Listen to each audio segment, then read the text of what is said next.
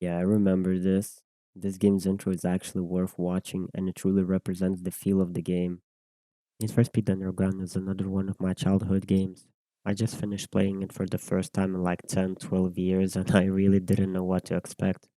I thought my opinion might have changed about the game in that time, but honestly, I still like it a lot. So, first of all, let's just get the not so good stuff out of the way. The difficulty. I'm not gonna say that the game is hard, I would call the difficulty annoying. Why? Because it's really inconsistent and sometimes frustratingly hard for some reason.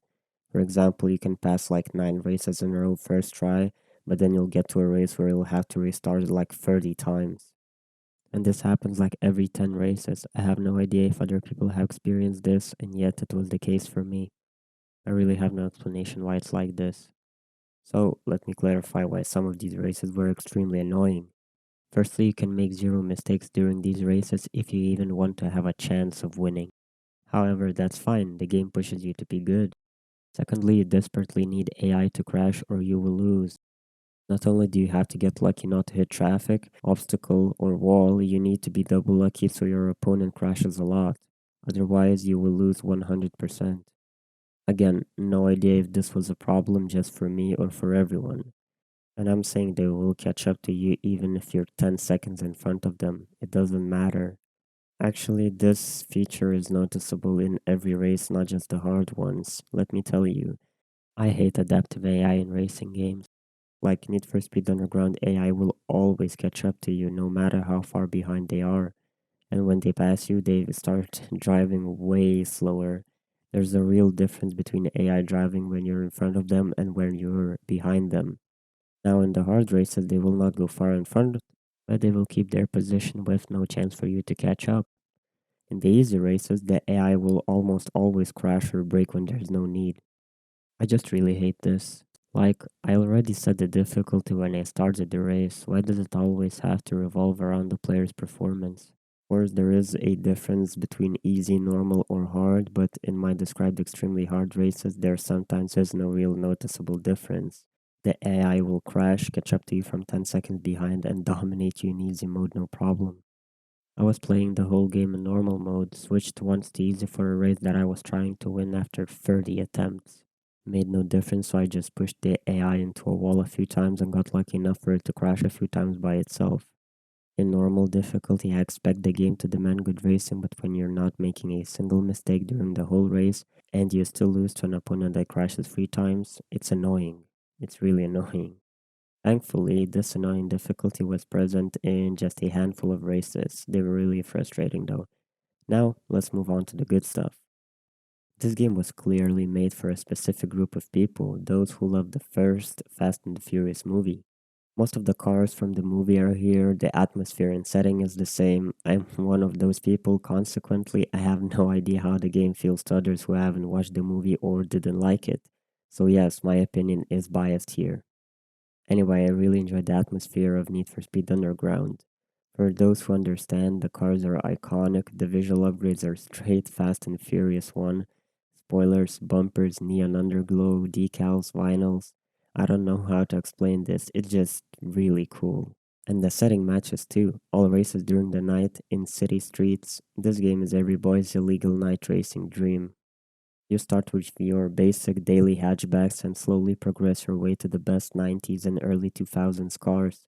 R34 Skyline 350Z, Supra. Technically, you can win the game with any car because the performance upgrades basically level out all cars. There still are some performance differences, but a good driver can pass the game with a Mark IV VW Golf. Like I mentioned, there are visual upgrades, which to me, when I was a child, was the most important part of the game.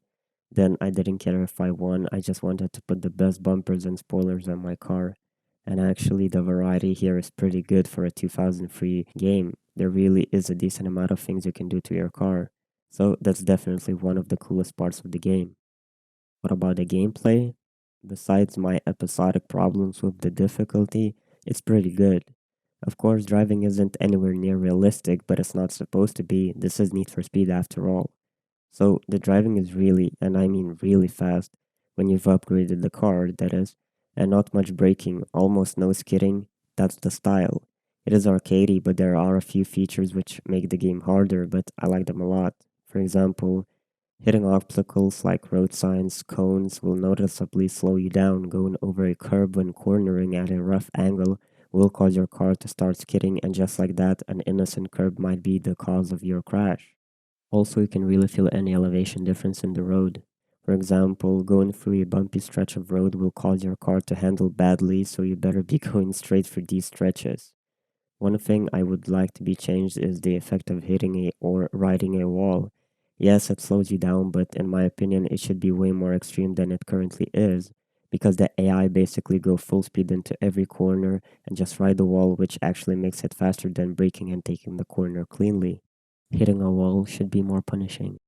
Other than that, the gameplay is good. The map is in itself small, however, different parts of it are open for different races, and the amount of combinations you can get from this small map is really amazing. Different types of races are circuit, a few laps, sprint from point A to point B, time trial, drift, and drag races. The first three are just regular races everyone's used to. Drift is probably my least favorite one because it's easy, you don't have to try hard to win. Drag races are interesting because you can only shift gears and switch lanes, but drag racing is like really intense because you have to watch your revs to shift at the right time and also watch the street so you don't run into traffic. Also, some drag races are the most annoying in the whole game because opponents are sometimes really fast, traffic can ruin your race, and sometimes AI will literally take you out for no reason when switching lanes. In general, though, I like drag races. With drift, they are a nice change of pace from regular racing. Talking about good things, the tracks are decent too. Like I mentioned, the map is not big and it doesn't have crazy variety, and yet it works really well for this game. Yeah, the map is simple, but it still has a lot of surprises. City streets, a tram driving in the middle of the road, jumping over rivers, going through construction sites, a dump site, highways, claustrophobic streets, backway alleys, and so on. I was actually surprised how interesting the tracks are, and of course, I have to mention shortcuts. Some of them are useless, some are really risky, and some are just necessary for you to win.